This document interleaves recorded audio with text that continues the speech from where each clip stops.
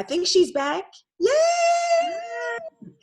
Okay, so we lost her, guys, but she's back. See, magic.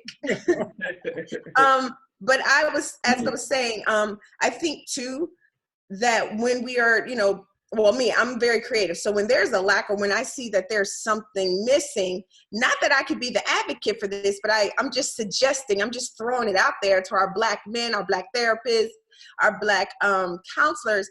Maybe we need something that's happening every year, like I don't know, Black men promoting Black counseling, like a Black counselor symposium, mentorship symposium, where all Black counselors and all Black counselors meet. Like we have all Black blackmeet.com. We really listen, we laugh. But how do we stop complaining about the lack of things and not being informed? And how do we get things together for our Black children, our Black men? How do we help our sons, man? Because really our Black families are struggling. It's bad enough that we are struggling in our homes economically, and the truth is a lot of our homes are missing the fathers. I'm going to be honest with you. When I moved to Georgia, it was a culture shock. I saw more Black families than ever, so it's a good thing that I do know Black families, we're out here, we're together, we are united. How can we keep this going? We really need to get like a Black counselors meet symposium every exposure, just a suggestion. No, I understand that completely. I know there are some things going on around like trying to do exactly what you're talking about. One of them I know is the Boris L. Henson Foundation that Taraji P. Henson founded, that is named after her late father. Wow. They developed they're developing right now a free therapy session for Black people who've been impacted by COVID. And so what it is that like every so often, I think they've done 2 rounds so far, they'll open up their website and you can register to have a free therapy session with a Black therapist that they verify. And so it's really to get our people to get a sense of like, this is what the therapeutic session is, 1, and 2.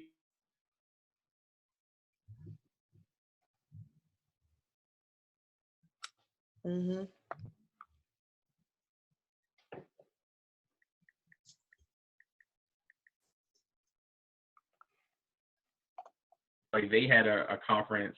They were probably going to do another one this year, but COVID hit. But they did one last year and had Black therapists there and talked about a lot of those issues. And it was really, really powerful. And so people are trying to. And I tell people another good resource too is just Psychology Today. If you go to Google and type in your city and type in African American therapist, Psychology Today will give you a list of them with their contact information, which is again, a tool that we can use to try to get that in. But, I think the issue now is that there's so much work in like different areas is trying to gather everybody to the same. That's right. Like making it more accessible. Right where we are. That's the thing, because where we are, there's the gap in services. We don't have it available to us where we are. And the thing about it is the families that have the most trauma always have the most challenges of accessing their services. And it's like a double-edged sword. The families that need it the most have the most difficulty in accessing the services. It's just mind-boggling to me. Absolutely. There's so many things that, we talk about those social determinants of health. Like there's so many things, like whether or not you have transportation to get somewhere, whether or not you have internet access. Yes. What your job situation looks like. Does your parent have to work 2 or 3 times to keep the lights and stuff on? Do the lights go off sometimes? Like those kind of things. Like those real life things, huh? Absolutely. Like those determine, especially in our community, those things have determined more about our health than just about anything. Like social inequity of where they put, health centers and clinics and all those other services in proximity to people, whether they're on a bus line or not, can completely change the health of a community. Amen. All that stuff is interwoven into everything that we experience. And I agree with you wholeheartedly. If we don't address those things and the needs of the people that need it the most and give them, the access, then really it's not as impactful. So I'm not sure what nuggets I missed when they kicked me out of here, acting like I wasn't allowed. I said, "Oh I my." held you down. I held you down a little. You held it down. You held it down. But you're gonna do just that because the Holy Spirit just gonna move.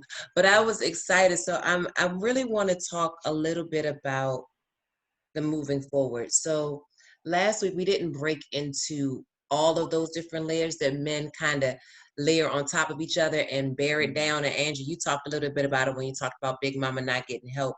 For our young Black males, Brandon, I know I say it and people may think I'm crazy, like Shenetta, you over exaggerating. What are some of the things that men are ashamed about speaking about? One, because they weren't given the opportunity to. Two, because it'll bring more judgment among them. Three, because they're scared. And four, because they have nobody, they don't feel that they have somebody that will genuinely listen to them without judgment. Absolutely.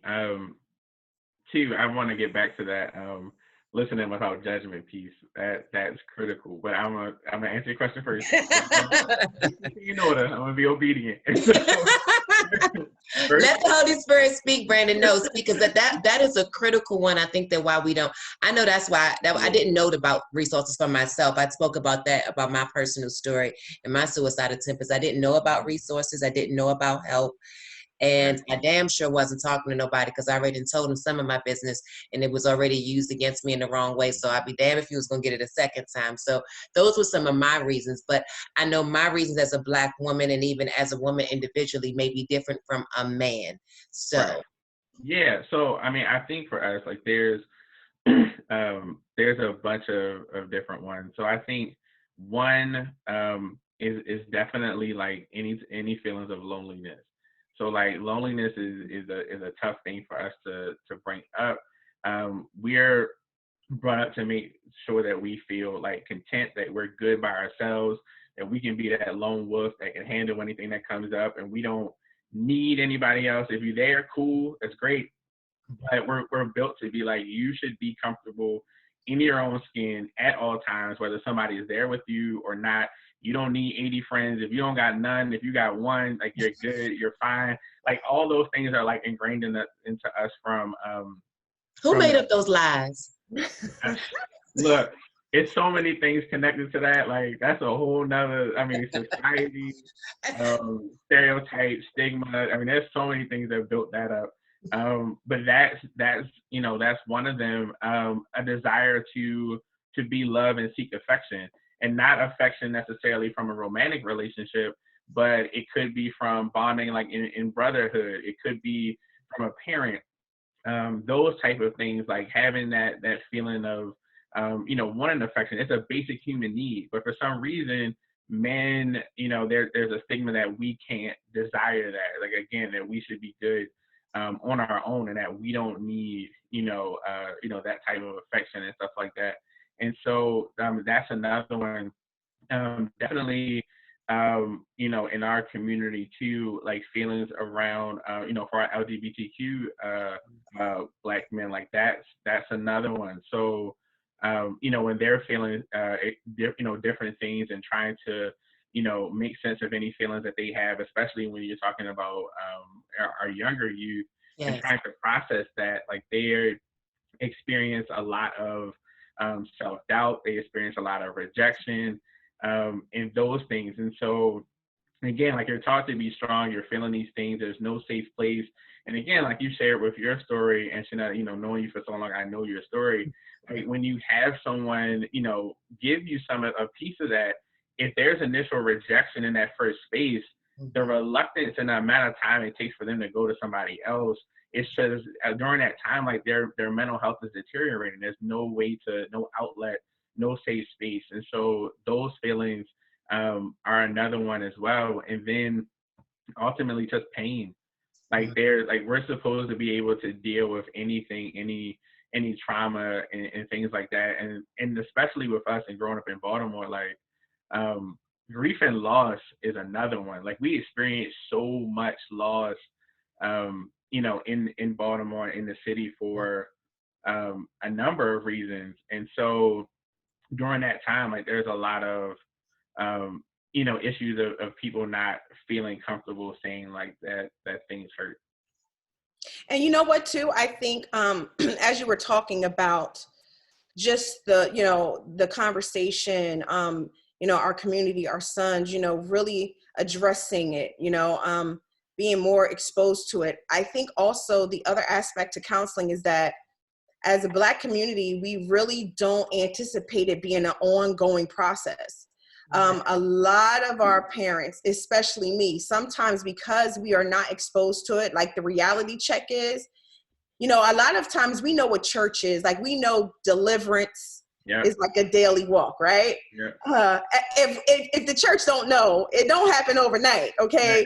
I'm going to raise my hand. Let me let y'all know. If you didn't know now, deliverance is a daily walk. You got to bear your cross daily, okay? Are there miracles that happen? Absolutely. But nine times out of 10, it's for the unbeliever, not for the believers. The believers are called to walk this thing out, okay? Because we have the Holy Spirit, so he's supposed to guide us. Anyway, when you get to us, y'all know, right? When you get to us, I think we miss that. It really applies in the same arena with depression, mental illness, counseling, therapy. It's an ongoing process. And at times we can filter the church, the supernatural, the spiritual aspect of deliverance like it's a one-time fix. Okay, you're going to counseling, you're going to be there for 3 weeks, boom, you're going to be fixed. They're going to give you a prescription if you need it, and you're going to take this medicine, and I'm not telling you how to do it. I'm not going to be watching you because, I've had these experiences. And then the follow-up is not there because it's almost like first of all, the Black community is not familiar with therapy and the process and counseling. And so we're afraid of it. Why? Because you know what it does? And I don't want to get off track, but you know what it does sometimes? And I think parents sometimes are afraid of counseling too, because then it exposes us as parents. Because when the child goes into therapy and counseling, the parent feels some way like it's going to be a betrayal. Like my son or my daughter is going to blame me or I'm going to be the problem. Then we want to get family counseling because, when you have individual, then the counselor goes, the counselor slips in the whole, let's bring the whole, we may need to bring the whole family in. And then mom and dad is like, hold up, wait a minute. I brought Junior over to get counseling. Don't even come up in here talking about family. But I think there's also the disconnect that if the head is sick, the body is sick. And if we're going to treat the son, then we may have to treat the daughter. And if we treat the daughter, we may have to treat mom. And then that's an ongoing, that's a whole other situation, right? So, and when we talk about that, it's so important that the Black community understands that it is a process. And mom and dad, you may be called to the carpet. And mom and dad, you may have to get counseling for your son. Just go and support him. Don't be afraid. Go and support your son. He may need you or she may need you, or dad, your son may need you to sit in on this and hear him talk about how you made him feel when you weren't there. Right. And maybe you were, but kids sometimes have their perceptions are different. Come on, Brandon, come on. It's so different. And so, I've definitely had people where parents are, reluctant to do that. And so, too, nobody wants to feel like a bad parent. Like that's just a universal thing. I have kids, like it's a universal thing. And everybody's had that moment where somebody has seen you do something with a kid and checks you on it or says something to you, and immediately you feel some type of way. Like there's like I got this. We good. Like we're good.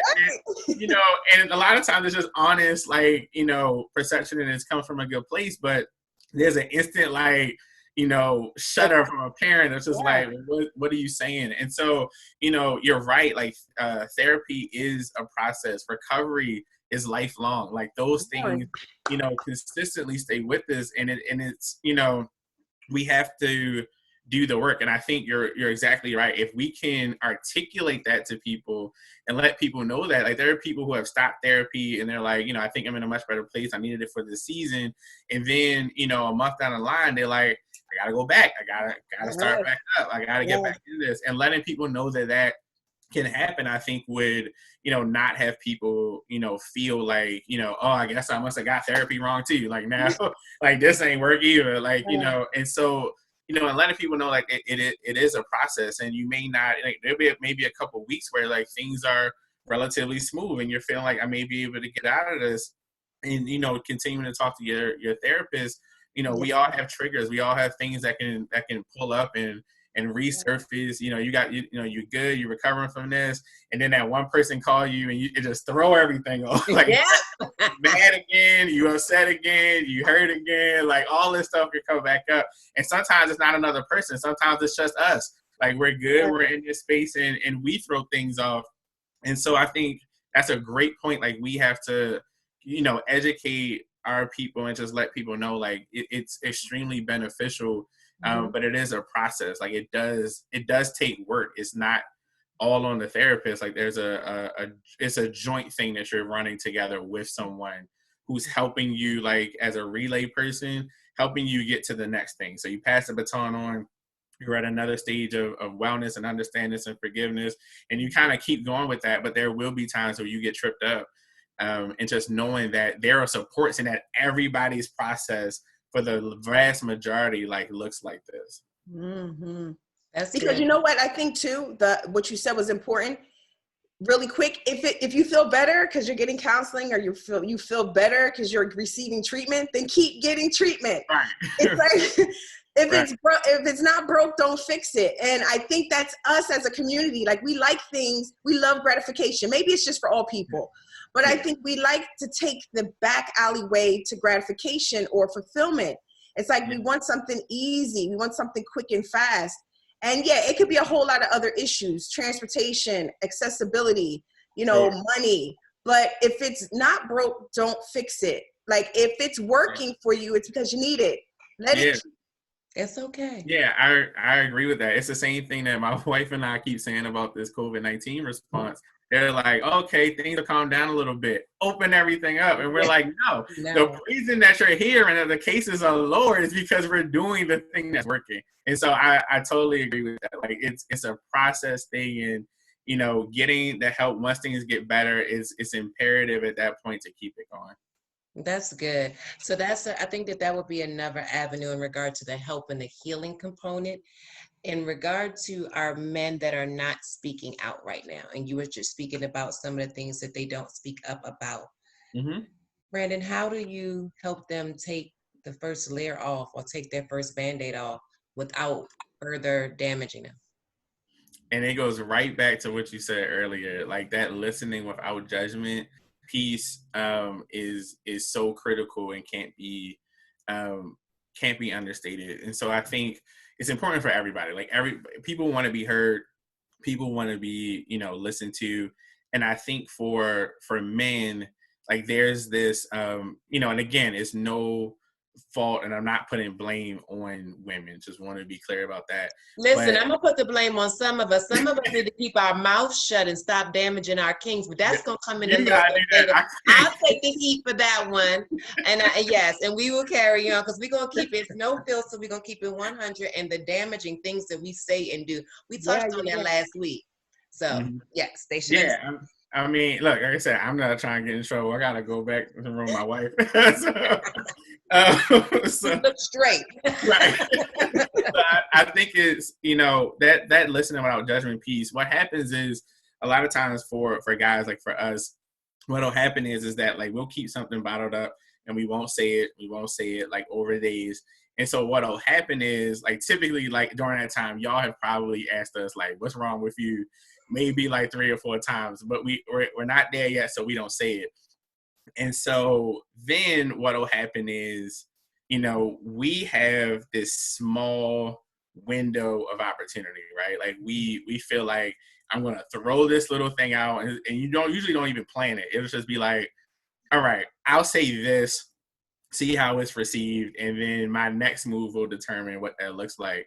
And so what'll happen is, during that time, like we've already said, like everything's fine, which, a lot of times we have irritated you by that point. And so when y'all, when we finally do say something and it's this little bit, it's a very fine line of like, if we decide to go further in conversation with what's going on. And so ultimately, if we don't get, and this is what's on us, if we don't get the exact response that we're looking for, we immediately retreat. Like, it's immediate of just like, well, I shouldn't have said nothing, or it's stupid, or, you know, stuff like that. And so, you know, what, you know, I tend to tell people, you know, just in any space of listening, and especially with guys, is really honestly just doing the listening part. Because once they, you know, once things come out and it's there, and like we get a head nod, or we get a, you know, like, oh, I understand that, or like I can see that, and it's just like, oh, like typically no matter what, like those responses will give us the, even if we don't pursue it right then in that second, we may not just go, oh, okay, that was good, and then pour everything that we're feeling out at that moment. We know that, okay, it took me a lot of energy, a lot of building up for me to say those words I just said. Now I feel more confident when I go back to this person that I can give them like a little more, and then we start to come out that way. I think safe spaces are important for us, and like having that that safe space. Like I think innately, especially from like the guys that I talk about, like the brothers that I have, and the things that I've worked on, is that we want to. One, we're scared of rejection. We're scared of saying the wrong thing. Like, we don't want to come off a certain way. And so what like listening without judgment does is allows a person to have that space and give them the complete floor without like, there's no like necessary like feedback. There's no like offering a solution. It's just, you got the floor. You can turn on the mic when you want to talk. You can turn it off when you're not. And when that happens, like it builds that space, and we feel, you know, this vulnerable side and things like that. And so being able to do that has been, I mean, it's really critical. And it even goes like from brother to brother. Like there's times we're solution oriented. So, you know, you all are better naturally at just saying like, this is how I feel. I just wanted to get this out. We're like, y'all said this, and you know, every dude has in their life has gotten in trouble for doing this. But like you'll have your wife, your significant other, and they'll tell you this, you know, this long story, you know, and they're like, this person did this at my job and blah, blah, blah. And you'd be like, well, don't talk to her. Well, I just can't not talk to her. Like, I work with her, so I can't just not do that. And we're just like, you know, why don't you just avoid it? Like, we'll come up with these like simple, you know, ideas of like how to fix this. And that's not what you want. Like, you don't want that. You guys want that, that listening ear. And we want it too. And that's just a myth, because we feel like we can't say that. But that's what we want too. Like, we want to vent and do that things too. And guys do it to each other. We'd be like, well, that was dumb. You know, like, and we'll just be like, that was stupid. Why did you do that? And so, you know, not giving them that space and stuff. And so I definitely think that's a critical piece of it. Like, that listening without judgment will, even if it's something small this time, it may be something bigger later. It may be the one thing that they just needed to get out. And then it'll kind of like, you know, snowball effect, and other things that they're feeling or experiencing won't feel as heavy, because there was this small thing that they felt was heavy. You may not think is heavy. They get it out. And so like now they have this weight off. And so I think ultimately that's the critical space to do. And even if, you know, something is wrong, and like we're naturally a little more like, you know, irritable, I think just saying like, hey, oh, I see you don't want to talk about this now. Just know, like, whenever you're ready to talk about it, like, it's good. And then just leave it. Like, you know, said, not like wait a minute, but you said just leave it. So you really got to just leave it and don't touch it at all? That means you can't be like, so you still don't want to talk? Right. So you want to ignore me right now? Goodness, is that what we got to stop, Brandon? Is that what we got to cut out? Okay. That's give an example. Oh my gosh. Lord. Right. The next day you're just sitting there like. But see, it's so crazy. That's so funny that we joke about that, but I am that person. Like, I'm the guy in that situation. Like, if I want to be left alone, if I'm saying I don't want to talk, right? Yeah. Don't come to me and say it again. Like, so you just like, it's just the worst thing to do. So I can kind of completely get with that. Like, some things you just need to let marinate. Yeah. Yeah. And it takes a lot to do. I mean, it's hard, but I think, you know, the thing too is that it comes from a place of concern. It's not a place of nagging and things like that. And I think that's something for us to learn, something I've had to learn, too. Like it's from a good place. And so instead of saying like nothing, what I do now is just to say like, I'm not ready to talk about this right now. Like, and do that. I may not have the words to say that, but anytime like I hear that, I think for anybody, but typically for a guy, like that would be like a wonderful thing to hear. Just like, I'm really gonna leave you alone, like seriously. And then when you're ready to jump into this space, like I'm here, like I'll drop whatever, like we can talk about that. Like that just, I think it means a lot first. And then once we like were able to take that and like, oh, okay, cool. And then at some point, like we will come back with it. I love Well, there's you go ahead. There's a question for you. you. There's a question from Centrice Bellamy Mills for Brandon. Hey, Centrice. And the question is, as a Black man, given the current environment, what guidance can you provide in assisting young Black boys process their feelings, emotions, etc., while navigating through the challenges of adolescence and the experiences that come with that? Yeah, I mean, that's a heavy one. Thanks. Take your time. Take your time. I mean, I think right now is really, really difficult in this space, especially for our adolescents. Like we've had so many different things going on at once. Like, so you got COVID, which changes our whole way of life, our whole way of interacting socially, and it's taken us away from people that we care about, our social connections, like at school, like kids don't have those. And then because they're so engaged on a civic level, like they understand what's happening with George Floyd, Breonna Taylor. Mm-hmm. They're understanding what these things are, and they're having a lot of angst and feelings about that. And so I think for them is really the first thing, like we've been really talking to youth about is it's okay to feel how you feel. Like it's absolutely okay, as a Black male, as a young Black male, to see what happened to George Floyd and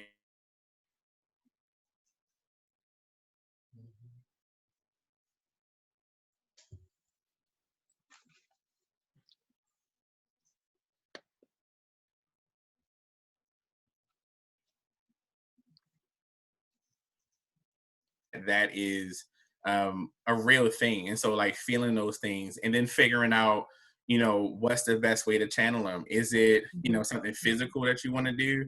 Like, is there, being able to work out? Is there someone trusted, whether it's an adult or whether it's a peer, that you can talk to be completely 100% open with and just share how you're feeling? Like, is there a way, like, too, like we've been talking with like the youth in my church about, like, sometimes the feeling of feeling better is getting active.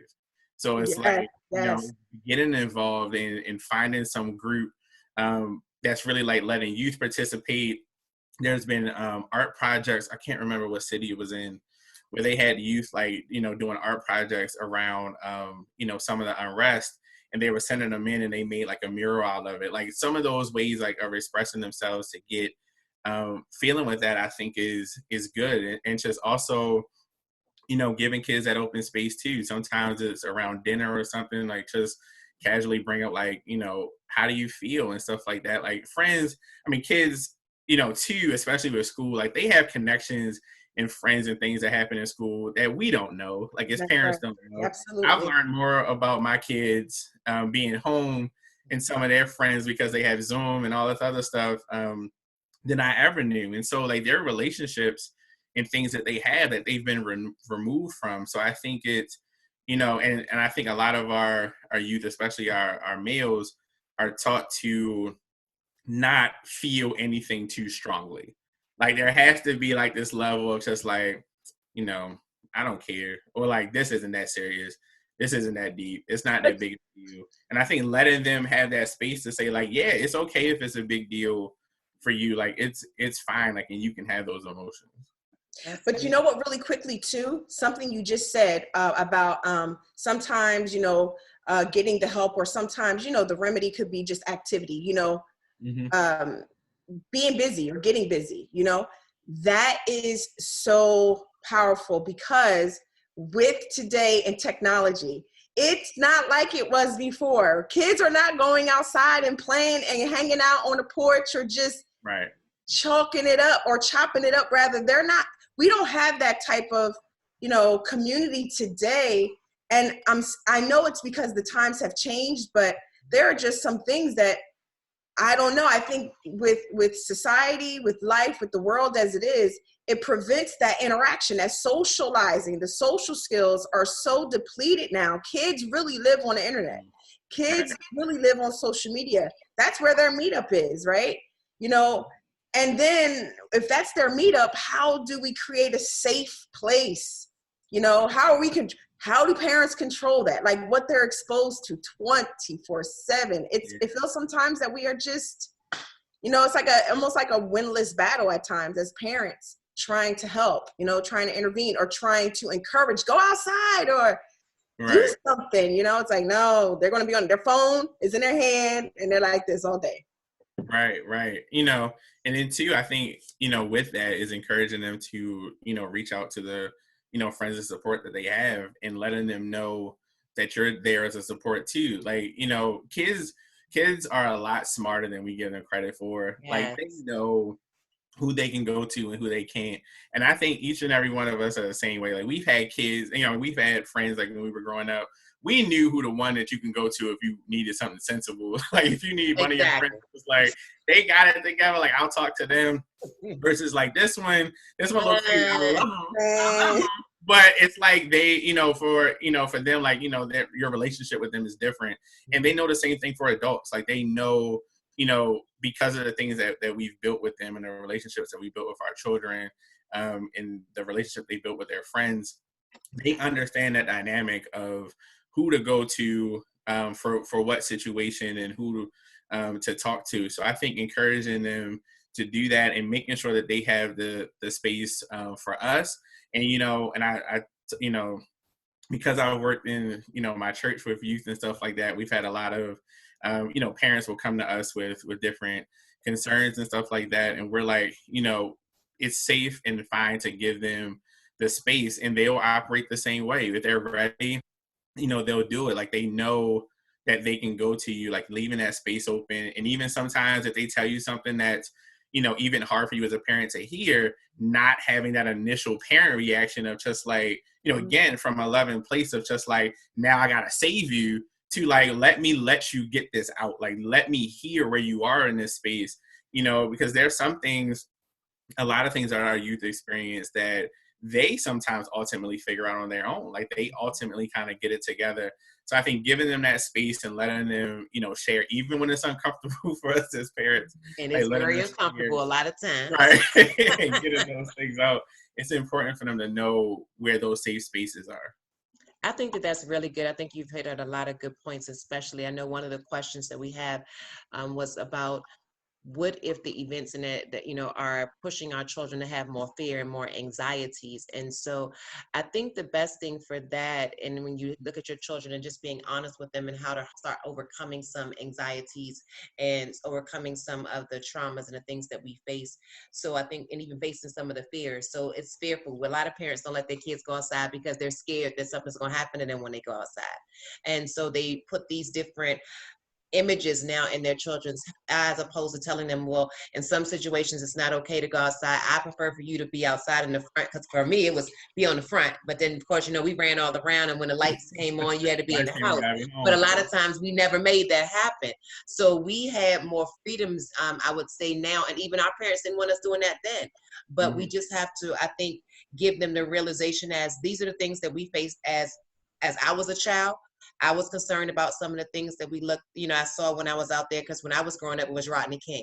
That was the first time, that I'd seen a gentleman be beat so bad, and he wasn't killed. Mr. Floyd was killed. So having that genuine conversation with your child and letting them know that for us, we have a faith background. Everybody here has a faith background. It was something that was developed. For our youth, they don't always have that initially. And so some of them don't have parents at home, and they don't have the guidance that they need at home to reassure them that they can find their way through it and will make it through these tough times. So I think that it's important to make sure we reach each person on the level as to where they are.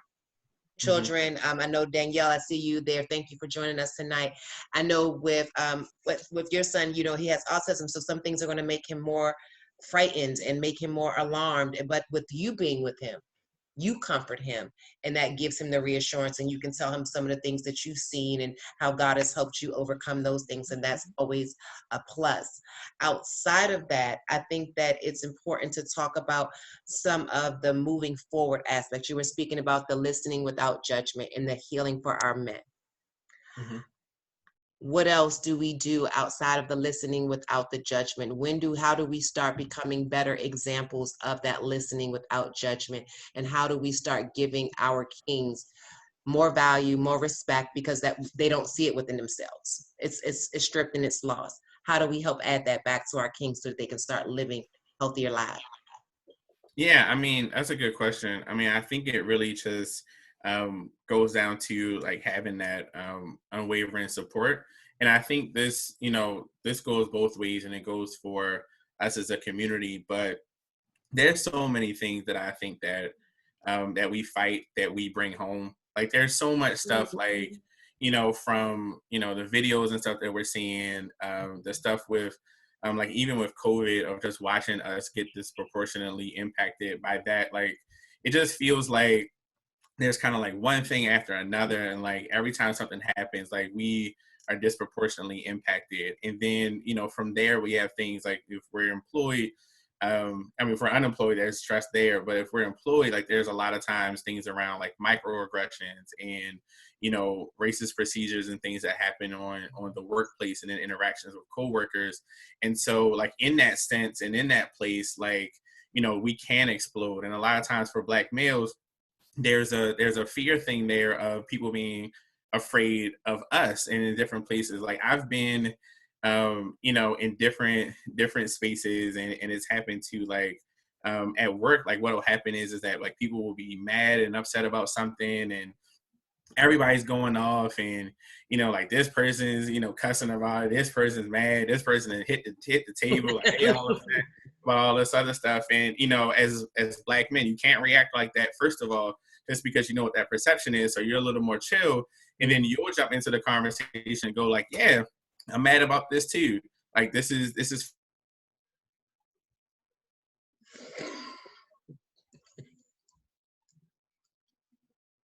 Mm-hmm.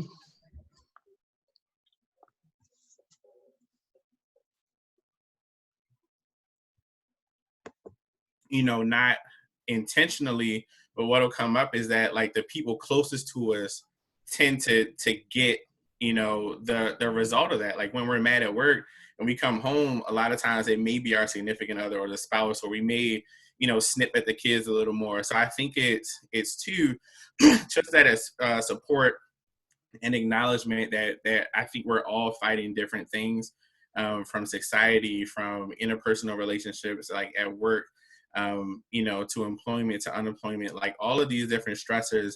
And as a man, you want to be a provider, you want to be the strength, you want to be that rock. And when you're dealing with mental health issues, you don't feel that way.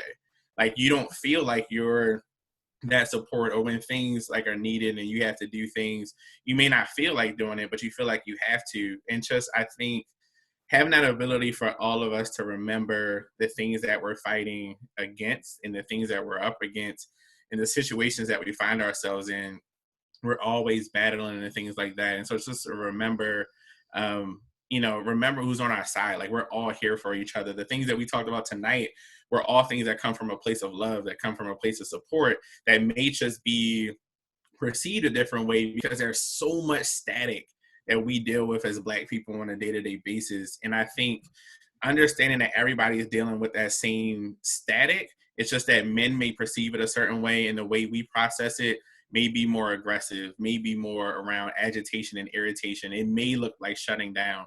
It may look like us, you know, instead like maybe, you know, like picking up a drink just because we want to chill out and not have to verbally talk about those things, and know that there may be something else there that has nothing to do with you on an interpersonal level, but or on a friendship level, but really down to the core of like, I'm fighting all of this stuff and I have to keep myself together. And so once that support is there, we feel supported. Each of us feels supported. We're given that space to open up and talk. We're listened to without judgment. Then now we can communicate better as we're fighting. So like we can team up against what we're dealing with versus combating each other. That's good. I think that that's amazing. So team up together opposed to combating each other. And so I speak about that sometimes when people need help and we are rejecting the help that people try to bring to us sometimes. And sometimes I tell individuals that you just got to be there. Just hold on, just be there. Just don't, it doesn't work every single way. Do you think that the way that men heal is the same that the way women heal, or is it totally different? That's a really good question. I mean, I think it is different, but I think it really depends on the individual. So I think ultimately, healing one looks different depending on what you're healing from, and healing looks different depending on how you've been impacted by what you're healing from. So depending on like the degree and the severity, it may look like having a tough conversation. It may look like reconciliation. It may look like forgiveness. It may look like the removal of certain habits that have, hindered your space and dealt with your, hindered your mental health. So it depends on the person. I think the thing that really plays into healing is understanding where the person is, one, in the healing process, and allowing them to shape what healing looks like to them. As long as it's safe, as long as it won't put them or anybody else in harm's way, I think being open to, how that person, tends to, to heal, because sometimes it is, I need to have a direct one-on-one conversation with this person. We need to figure this out and how to move forward. And sometimes it is me and this person can't coexist. Like it's not, a safe, productive environment for either one of us. And so I think it really depends on where that is. And I think that's where the communication piece, comes into play, and kind of thinking through how that works. I think really what we don't want to do is just to tell a person, especially, as we're talking about guys tonight, that how they're doing this in the process is wrong because it's different. So there's a difference between wrong and different. So the way I may do something that's bothering me, the way I may process it may be different from how you process it, but it may not be wrong. It's just, this is not how I choose to process it, and somebody else may say, well, this is how you should do it. This is how it should go. And so at that point, we feel judged. We feel like we can't get anything right, and we don't want to even pursue it. So I think giving us and giving men, especially, like that space to say, I'm figuring this out. It may not be exactly where you want to. And if I don't take your advice, it's not that I'm trying to ignore you. It's just I'm trying to figure this out for myself, because especially I talked about earlier, we're solution oriented. So it's tough when we're dealing with ourselves and we don't have a solution. That's good. So letting us process that and figure that out is definitely a key part to our healing process. You know what you said brought up so much, right? That gave all the parents, everybody should just go ahead. And I know they had their notebooks. If they were smart, they had their notebooks and they was just taking notes. I'm going to stop saying this. I'm going to go ahead and stop doing this. I'm going to go ahead and do this. I'm going to stop doing this. It sounds like tomato. That's what it sounds when you're speaking. It's like tomato. Go ahead, Ange. And it was a little more, you know what? I took it to a whole other place. You know why? Because I got off the boys or the young men. You know where I went directly with what you're talking about, especially when you talked about healing, what it looks like between men and women, and then needing space, needing time to process. It may be a hostile environment. You may not be in a safe place to heal. That is so powerful. Why? Because you have a lot of husbands and wives, Black husbands and wives right now.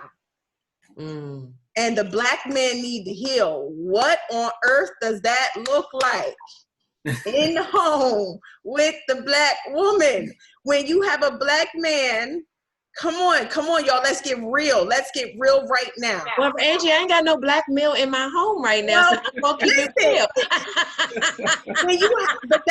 But because we have this real case scenario, even if you got the situationship or you got the live-in boyfriend, whatever you got, you have a Black man in your house who needs to heal. And maybe he's aware of it. and let's just make it more deep. You know, it's marriages out here that are suffering. Mm-hmm. And you have Black men who are struggling in their marriages. Realistically, how does that look? How does this man have this time to heal in his own home? Where does he go with the obligations, responsibilities, you know, his wife, or just, you know, his bae, just like, I mean, he's still got to provide, he's still got to show up. That's when he goes to girlfriend number 2. If he can't get it out at home, he gonna go to girlfriend number 2. But we don't want we don't want that. I'm just telling you. You said keep it real. You said but we want to use strength. We want to give strength based. Yes. We want to remain strength based and positive because we want to gear it back to the family. Let's be family. We are going to be, yes, ma'am. We are going to be. I'm going to be family oriented and tell you the truth. If you're and everything, and it tells us in the word, everything starts in the home. So if we really take what you're talking about seriously, and I'm taking it seriously, I understand there's a lot of Black men and Black women in marriages that are falling apart because there's a lack of communication, and a man can't heal in his home. But that really starts with us as women, and so you can get us in trouble again tonight. So no, I'm just saying. Really, I'm just asking Brandon. I'm gonna say you, Brandon. She gonna get you in trouble. Realistically, Brandon, what does that? If we lived in a perfect world, mm-hmm. okay, what would that look like? I mean, you're a husband, right? Yeah. So what would that look like? Healing in an environment possibly that may be a little rigid. How do you get that healing? What steps can you take? A Black man, what should he be doing? I mean, I think realistically, in that scenario, one, like there has to be, you know, some type of communication and articulation of what's going on. And I think too, the other thing, like we're talking specifically about marriages, and again, I am a rookie. We celebrate. Oh, you trying to escape, Brandon? In case my wife is screaming out, but no. But from this, I think, you know, one of the things that we, you know, talk about in marriage, and we, you know, everybody that goes through marriage counseling and things talks about like that marriage is this balance, right? And so like it's this constant dance of how do we make what we have fit into what's going on? Yes. So, you know, like marriage starts out one way, and there are different things that pop up, different things that happen. You know, one day money looks good, the next day it doesn't. One day employment's here, the next day it isn't. One day everybody has their, you know, parents and grandparents, and the next day, you know, somebody passes. Then there's, you know, grief and loss. Then there's a change in personality and things like that. And then there is just growth.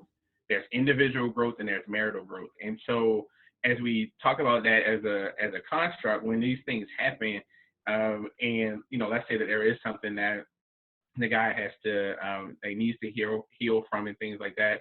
One, there's a self-discovery of even getting to the point of knowing that you have something that you need to heal from. Many of us walk around with traumas and stuff that we didn't know was trauma. We know were trauma. Like I said, growing up in Baltimore City, I've seen things that people shouldn't see and shouldn't experience. But I know so many other people have experienced the same things in way worse situations, and it's normalized for us. So we don't even know at a certain point the process what that is, and the process that is something that we need to heal from. So I think one, there's an individual self discovery that needs to happen. And if somebody else, like the other person in the marriage, is seeing that, I think there is, you know, a delicate conversation that needs to happen. I think that there can be results of something that happens from someone not healing and things that we have, and it comes out in a way that we don't want it to. And so the conversation has to be delicate in a way that it can be processed by the other person, if even not immediate, at another state. And then figuring out how do we balance what we have to deal with what's going on. Like, how do we readjust? Like, there are times where sometimes the weight has to shift to one person in a marriage and another.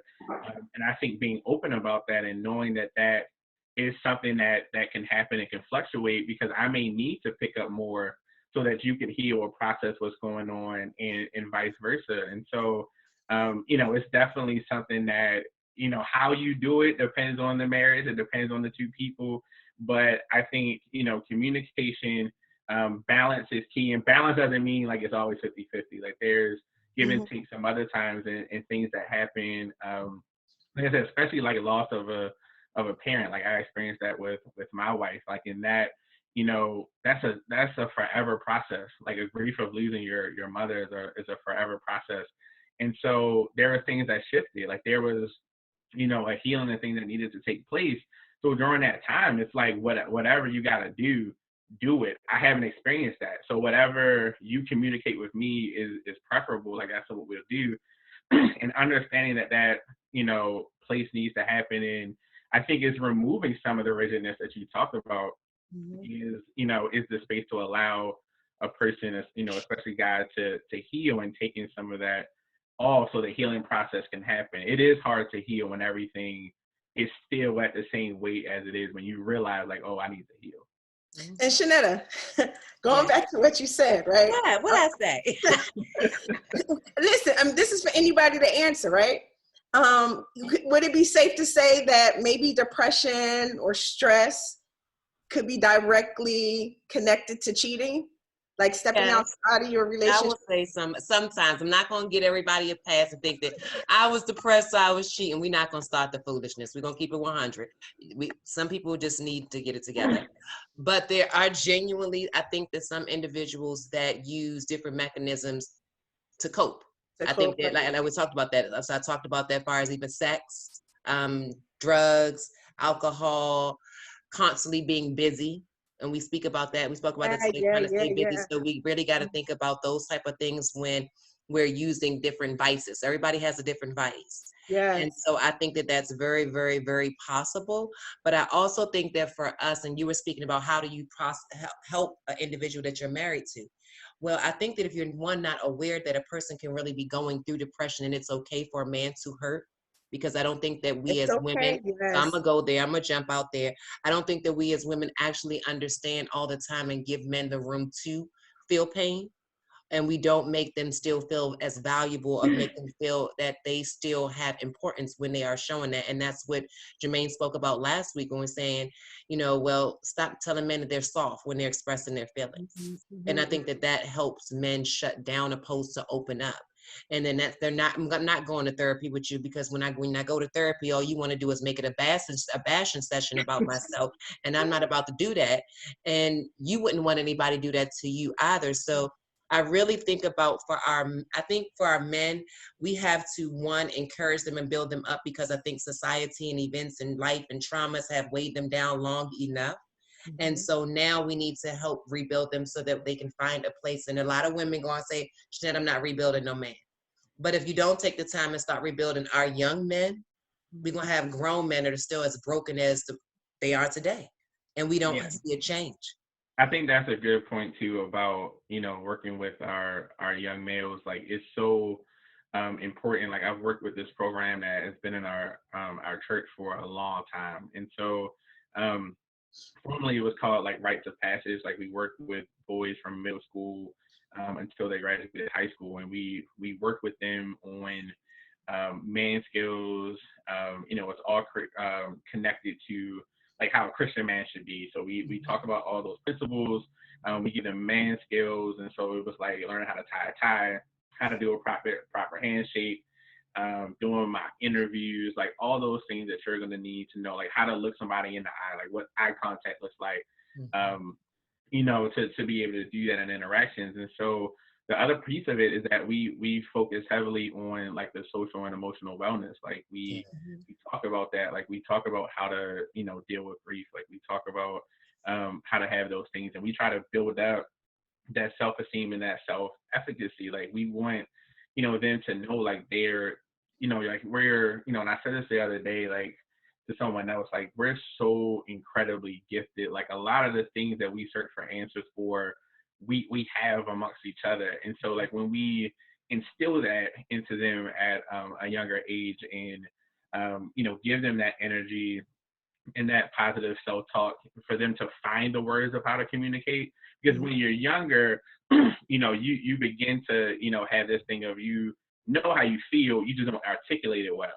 And then when you get older, you don't know how you feel because you've lost it, you know, like you haven't kept up with it, and you don't know how to articulate it. Like, Exactly. so where it comes off in a, you know, in a state of anger. And so, you know, this is too important for our young males because of, you know, the suicide rate that we see increasing in our young Black boys between the ages of 5 and 12. Like that's a critical thing that we're seeing.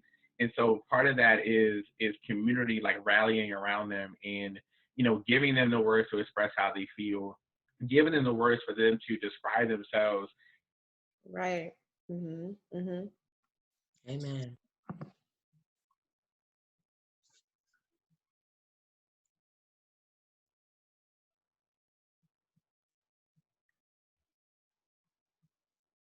Identify that this is counter to what I've been taught. This is counter to what I've heard about myself and what I know about myself, to build that up.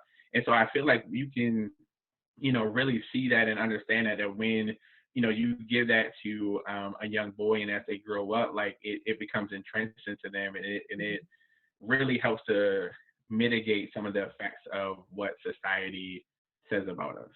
That's good. I think one of the greatest assignments I think I gave myself when I was going through the healing process that I found was an I am assignment. And we had to literally, the recommendation was to write 100 things about yourself.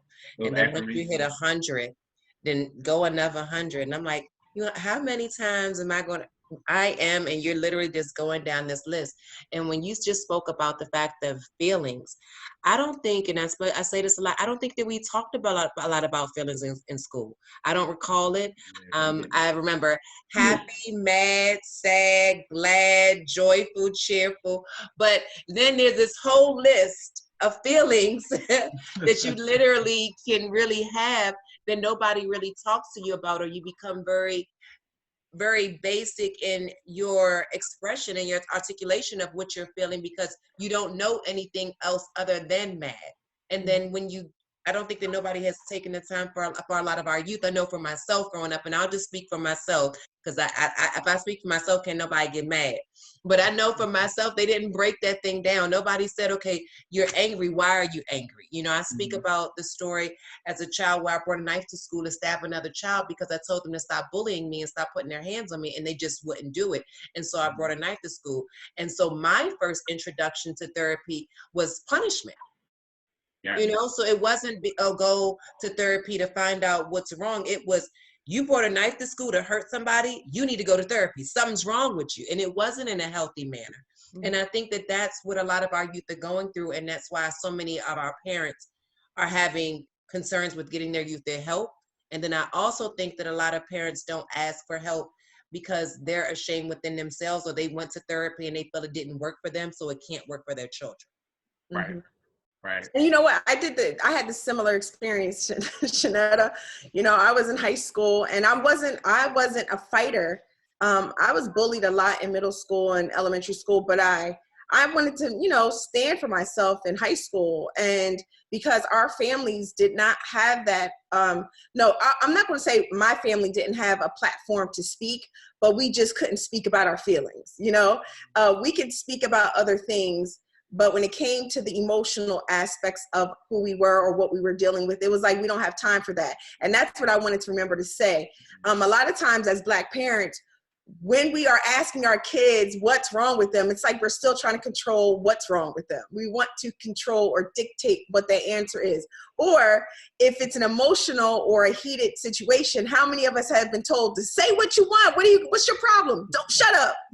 Don't say anything. You know, it's like we ask them to say, we ask them to speak, but then in the same breath, we're telling them to be quiet because it's almost as if we are afraid of what they're going to say. And then we wonder why we have a situation like Shenetta going to school with a weapon to protect herself because she in feels, elementary school.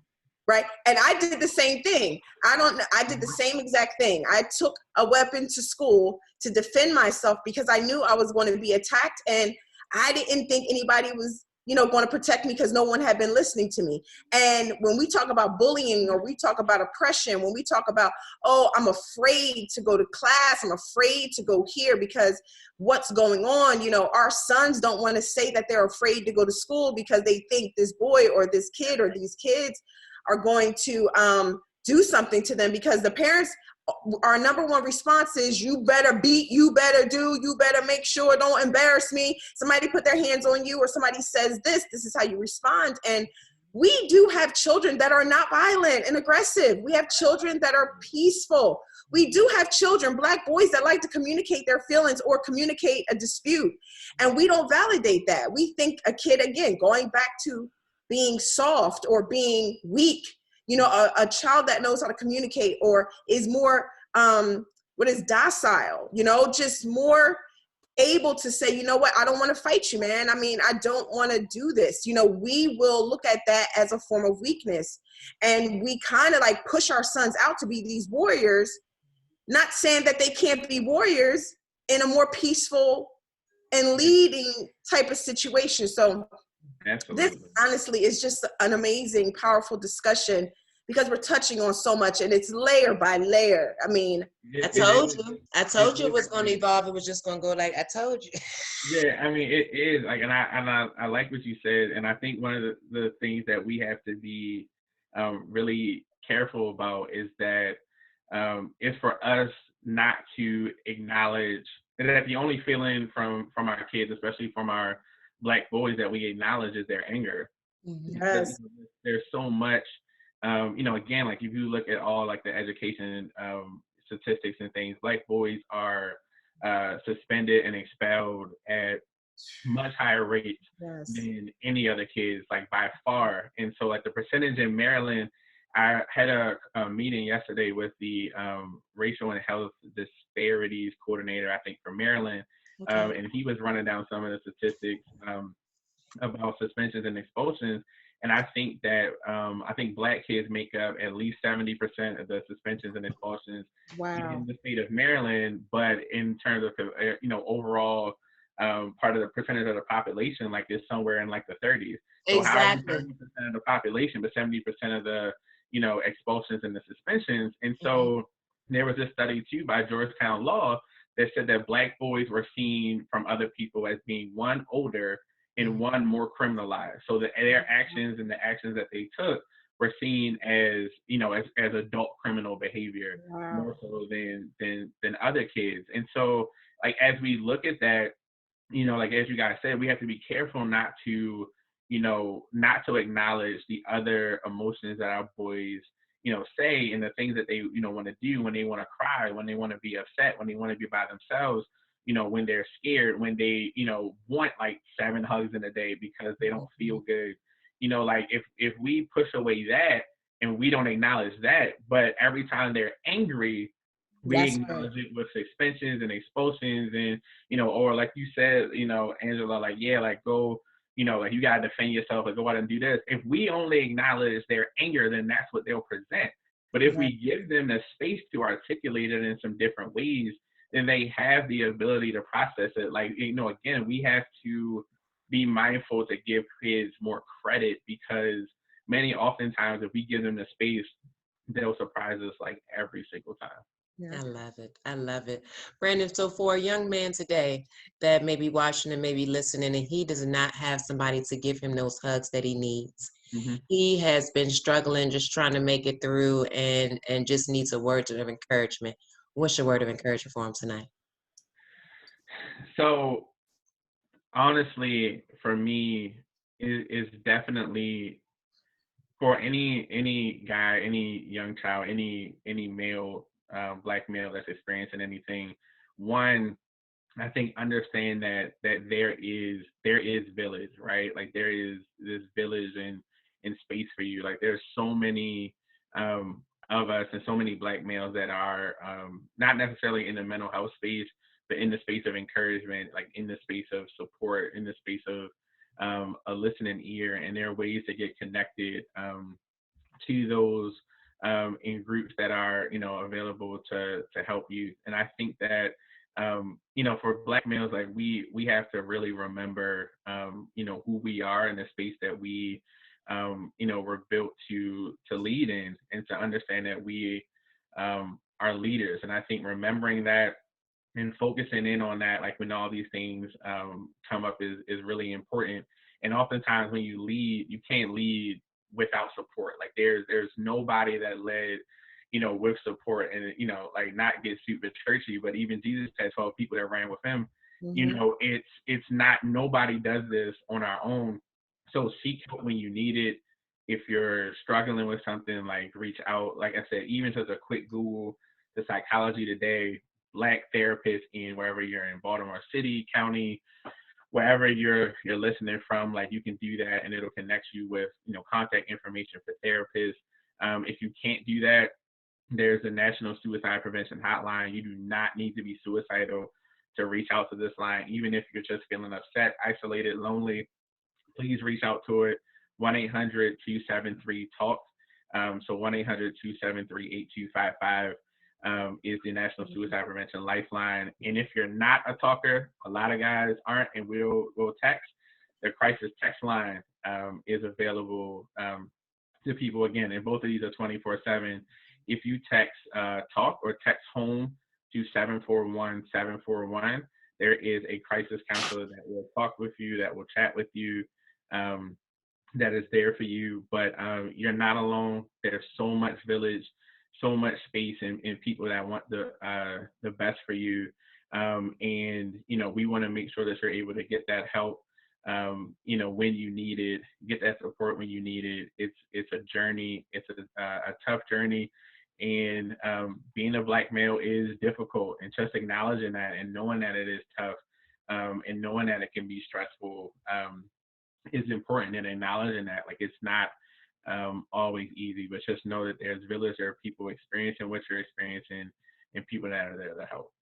That's awesome. Brandon, are you finding within the communities that there are a lot more survivor groups for the African American community?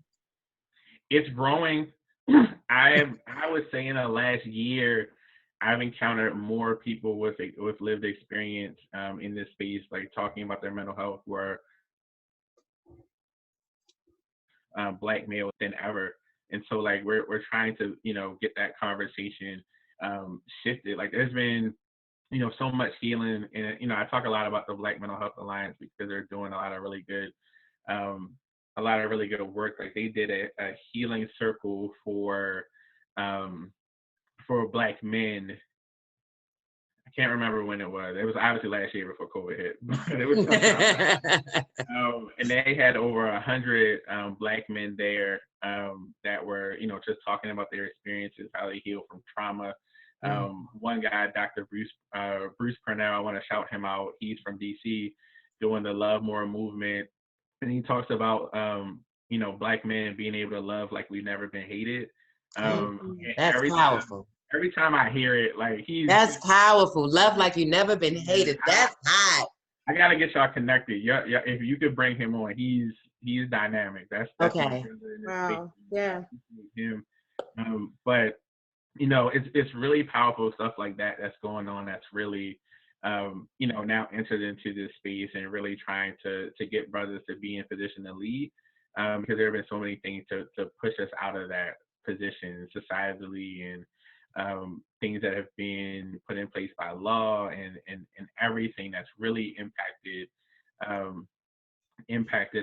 And so I really want to just say that there's a lot more of that happening. And so again, to the point earlier, like, we're trying to figure out how to keep these all in like one place, like, so people have access to it. But as much as possible, like, it's definitely been increasing. It's not as much as we need it to be, but it's better than it has been. That's awesome. I thank you for your work here, and just in the local level and federal level, and just for everything that you're pouring into the community themselves. Angie, what's your word for our Black Kings tonight? I mean, I really think, first and foremost, I just want to thank you, Brandon, for just taking the time and sharing all of your information and all of your experiences. As a mother to 4 Black sons, ranging in the ages of 16 to 22, it's okay to speak out. It's okay to talk, about the very important things. And if it's not to mom, if it's not to, the people at home, it's important to reach out to someone, that you are not alone, and your feelings do matter. What's going on in your mind is important. And I think for us as mothers, releasing control and releasing the way that our kids express themselves. So to every young boy, every young man, please understand that we want you to communicate. As Black women, we really need it. If the Black woman isn't saying it, I'm letting you know we want it. We want you to communicate. We want you to be more open to us, and open about what's really affecting you, so that we can be of help, so that we can be of service, so that we can help or guide or just allow you to be, the shoulder you need. We don't want you stepping out. We don't want you taking the bottle to the head, We don't. I'll stay out there. Well, first of all, the club's closed right now, so y'all can't go nowhere. So we got to learn how to work through this. Yes, we got to work through this. Let's talk, let's talk, for all of my, Black men, my Black, kings, let's talk. Let's talk about this. Let's really get to the bottom of what's really happening. We are interested. And I think that's something that, maybe is going unheard, that we are concerned about what you are concerned about. Like Christ says, he cares about what we care about. So, you're our strength, you're our supporter. We need our Black men. So we care about what you care about. That's good. Brandon, how do they follow you? How do they volunteer? How do they connect? And are there any specific men's group right here locally that if any of our kings are looking for a way to connect with some other men that they may have never had a genuine friend, they may have never seen somebody that's been positive in their life at all, how do they reach out? Sure. So like I said, I definitely would want everybody to follow the Black Mental Health Alliance. So like they do healing circles ever so often. They'll do like men only healing circles or do stuff for youth as well. So for our Black boys to get connected to that. So their website is blackmentalhealth.org. And so like they have a newsletter, like sign up for that and they send some things out. I can't remember the Love More Movement's website. Forgive me. Send it to me. I'll drop it later. No worries. Yeah, they are great and they do different events. I know they're a little more focused in DC area. They do some stuff in Baltimore, but they're a little more in DC area too. So that would be great for your, your listeners that are based there. And so they've done some community stuff. They're always out in the community doing stuff. And I know they have a young men's group where they were connecting them to elders in the community.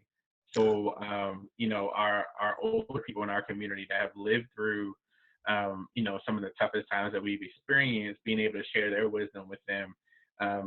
Really powerful stuff that he's, been sharing and stuff. So I'm going to get you connected to his information too. That's another good place to do that. And I know I'm forgetting others, but I try to promote that stuff as much as possible on my platforms. And so to follow me on Instagram, my Instagram page is at brand BRANJ Johnson.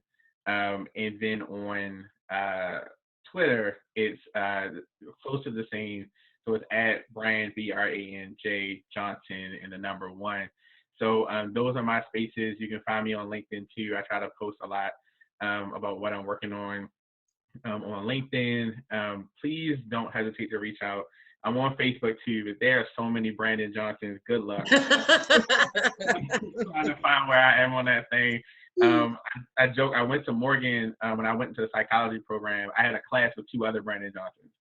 Wow. 3 of us, all in at the same time. And then Mom was tired. She was like, "I pushed your big head out. I'ma just look. We gonna just come up with something simple." Right.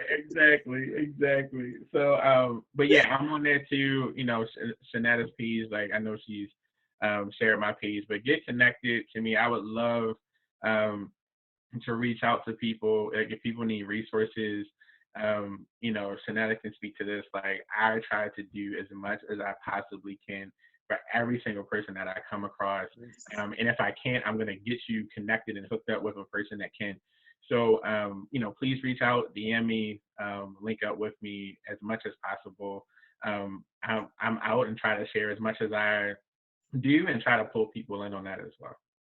I thank you, Brandon, because you have poured quite a bit into myself and Empowerment Essence, and just tonight, I know that's who I call. So when I was at the hospital and I was with a girlfriend of mine, and I was pissed off because they had everybody sitting around and there was no beds and they had people there for days, I called Brandon. I was like, Brandon, who do I talk to? Because this makes no sense. The parents are sitting here and there are no beds for their children, and I was just livid. Yeah. And I'm even more bothered today. And I asked my god sister to send me the information. So they're closing one of the mental health facilities down in Frederick because of funding. So she just got the call this week that they're closing it down. And so there are not many in the state of Maryland as it is. And so it was really heartbreaking to hear that the funding is not available in the mental health community. So I'm all for them. If you're going to defund the police department, please put it in the mental health and social services, put it back in our communities, give us the monies that are necessary to build community centers in our communities where we can actually have therapists and they are comfortable in coming and really doing the work. I think that for a lot of people, they realize there's no money in social work. Sorry, but you get the reward of helping somebody live and not die. So I thank you, because that takes a lot of courage to do that. To my kings tonight, I want to apologize to you.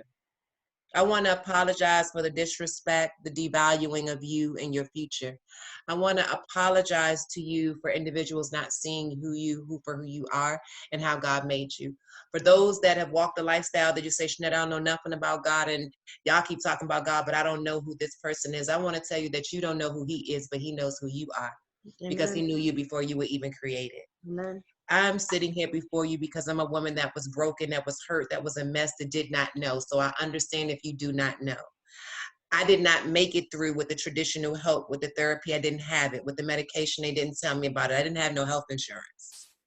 So I found life after death, and I'm praying that these conversations that we're having tonight, and Angela and Brandon and the guests that are coming, will give you the strength to reach out for help and to know that that's the most powerful thing that you can do. You are valuable. You do have worth. Your life matters. I don't care. I don't care if you use every single drug out there. I don't care if you sold your body. I don't care if you robbed everywhere. I don't care what you have gone through. I don't care what you have lost. I don't care what they've said about you. I'm telling you, your future is brighter than your today. Yes. And I'm not telling you that it's going to happen overnight. I'm telling you that you can have somebody to walk with you through the journey. And as you can see, there are 3 individuals that are just sitting here tonight, and that's just a pinch of a testimony. Right. We all have a different walk of life, and we support you. We love you. You matter, and we need you here. So, Angie, you can close out in prayer tonight. That was me that night. You got prayer tonight? That's what we're not going to do is leave you without getting a word in there. Okay, come on.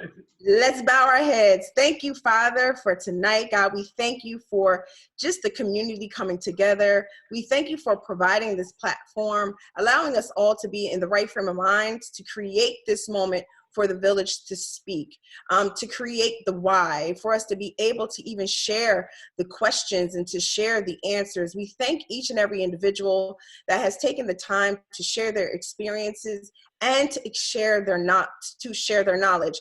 A lot of this information, God, did not come overnight.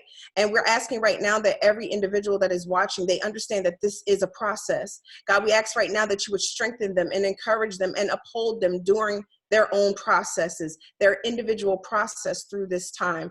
God, we even ask for special healing for anyone struggling and suffering with suicidal ideation and mental health challenges, depression, anxiety. God, we're asking right now that they do not feel alone. God, send your angels of protection, your angels of mercy, angels of grace, Father God. We ask right now that their eyes and ears and their heart, most importantly, be opened. Every heart and heart right now be open to help, be open to direction, be open to guidance. God, we ask that you continue to bless and, entertain us each and every time that we come and we open up this internet, we open up this platform to be able to spread your word, to spread your love, to spread your knowledge and compassion through these individuals. God, we ask even right now that you will protect us as we go our ways. We bind up hostility, we bind up retaliation against the enemy that would try to stop, frustrate, or delay this word, to stop, frustrate, or delay us in our goal, in our purpose, in our mission. We thank you, Lord, for the purpose. We thank you for the commandment. We thank you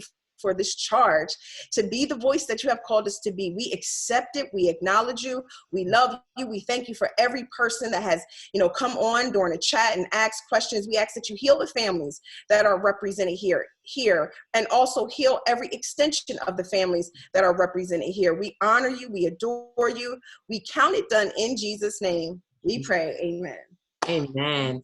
Listen, Amen. I Amen. don't go to a lot of these events and have a closing prayer there, so that makes me feel good. Yes. And that's one thing I must say. By the fact that this is our company, we're gonna pray us in and we're gonna pray us out, and they can't stop us. Listen, we're gonna solidify, establish. You know what I mean? And secure this thing, because we know how the enemy try to work. He always try to rob the things that God establishes. So we're going to fortify this thing. It's protected. So everything that we are doing right now is not only protected, but it's been preordained. So this has power, this has weight, and the devil can't stop what God has already manifested and established in the earth. We just got to be courageous enough to take that torch and go with the word, and not one devil in hell will be able to prevail against what we are doing. So, we're good. We are good. You hear me? Have it by the blood. I'm standing in agreement, and let me I'm gonna shout out my church, Morning Star Baptist Church, Woodlawn, Maryland. Yes. That's my church. I've been there for forever at this point. So. Brandon, before we go, and you talk about the faith community. What is lacking in the faith community for us to be able to speak more about suicide? Real quick. And that's going to have to run into, because we're going to have to bring you back, because I know I done started something. But to our faith community, what is lacking within the faith community for understanding of how to help those that are suicidal?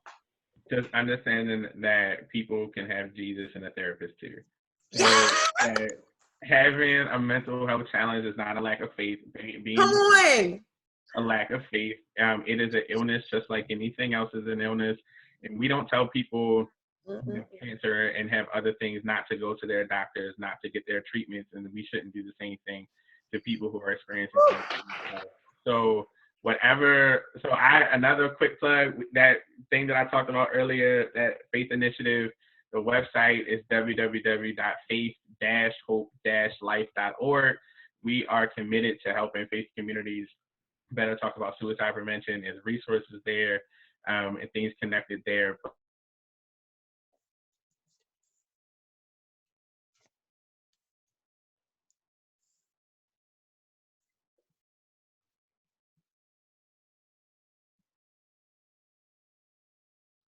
Move people forward. I love it. Thank you, Brandon. We bringing you back, King. I appreciate you. I greatly. You've been there from the beginning. I'm politically incorrect, so I thank you. Awesome sauce. I appreciate you both. Thank you both for this platform and what you guys are doing with it, and especially tying in that faith piece and really helping folk out. Like I've seen some of my friends in the chat and things like that. So it's good to see y'all. I think Miss Jeffries is still here, one of my new buddies from Hopkins. So it's good to see you, lady. But it's a great space to have, and the conversations that you guys are having are critical.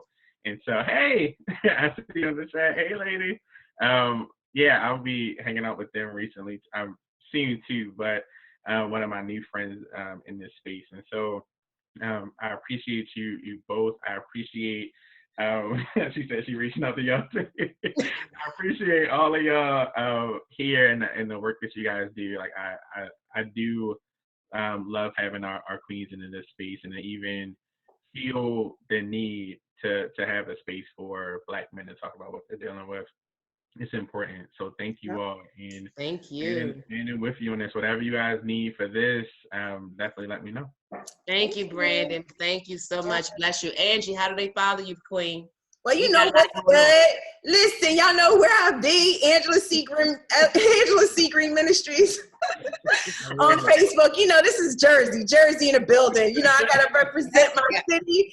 I'm in ATL, but Jersey is where I'm from. But No, but follow me on Facebook at Angela C. Green Ministries. Also, I have a podcast called You Talk Too Much because the girl talk too much. You know what I'm saying? So you can find me on anchor.fm. You can find me on Spotify, Google Podcasts, Apple Podcasts. Also, you can find me on Instagram at The Voice Prophetess. Also, I think it's The Voice Prophetess. Yeah, The Voice Prophetess and Angela MC Green. So yeah, I'm always doing things. I'm actually hosting a mentorship coming up in the first week in July, a 6-month online mentorship. So for all of my people who are really looking for change, you know, you really want to get this thing right, this thing called life, right? Yeah. For real this time. Hit a sister up, inbox me, and change your life for real this time. So, you know, I'm always busy. I have a few books out, but, you know, check my page out at Angela C. Green Ministries. All my events are there. You know what I'm saying? So it's good. I love my see, and that's why we come together. That is my unstoppable warrior sister queen right there. That energy be just fire and it's lit. I just want to say, so you know who I am, Shenetta Malkia, Empowerment Essence founding president and executive director. I am just excited. I'm excited. I'm excited that we brought this together. I'm glad that God allowed us to do this, and we are going to do this more. This was our first 6-week series, so this is only week 2, y'all. So y'all don't even understand the youth. We got y'all coming up the next 2 weeks. So next week, we got Queen K coming in the building, and so we getting ready to get into mental health just for me. Yes, and then we're gonna follow it up. Just for me. See, I don't have no perm. I don't need none of that right now, but you know, we're gonna do it just for me. And then yes, I tell you. And then we're gonna have just for me part 2, the solution. So we're gonna talk about that. And then we got the Queen Lonnie Grant coming in the building. Crown check 1212. So that's gonna be on July 10th. And then my queen, Centrice Bellamy, she was here tonight. Thank you, blessing. My buddy, my big sister. That's my big sister. You know, she about to bring all the knowledge in the my heat. Big sister too, I think. So the thing is coming. Every single event for the next 4 weeks is on Eventbrite. Please follow Empowerment Essence. You can follow us on Facebook. You can follow us on Twitter. These next 6 weeks, the why. We wanted to talk about the why. And in talking about the why, giving you some solutions, some help, some real practical ideas to things that you may not hear about. And I want to make sure that we bring to you individuals that are living this, that are overcoming this, that are going to be true to this. And it's going to give you not only their version of truth, but the truth that is really changing lives. And that really comes from the word of God. I tell you, I only sit here because of God. I only have breath in my body because of God.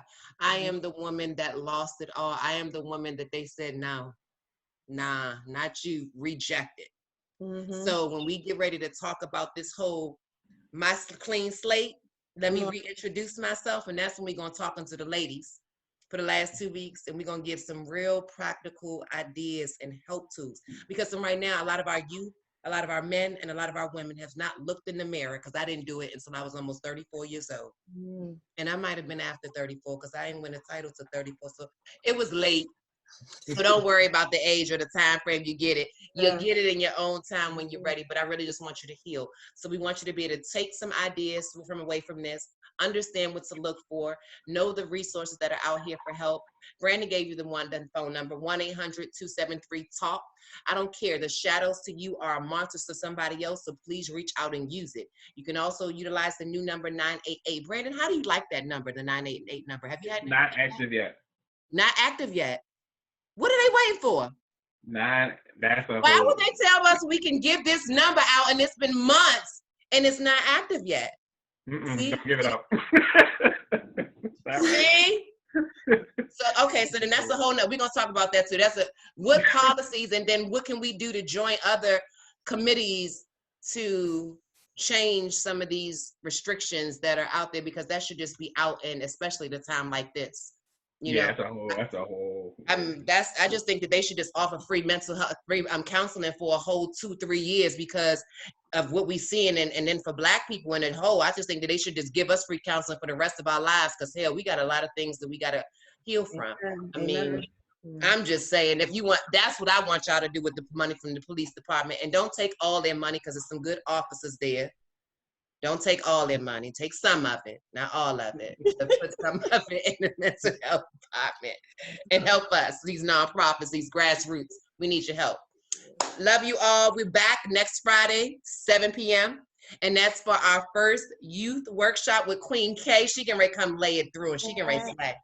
Come on. She can ready talk to us about anxiety, depression, bullying. So get ready. Bring all the women out next, all the girls next week. Yes. See you next week. We thank you all for joining us. One love, one life saved is one life given. The village has spoken, and we send you love tonight. Good night.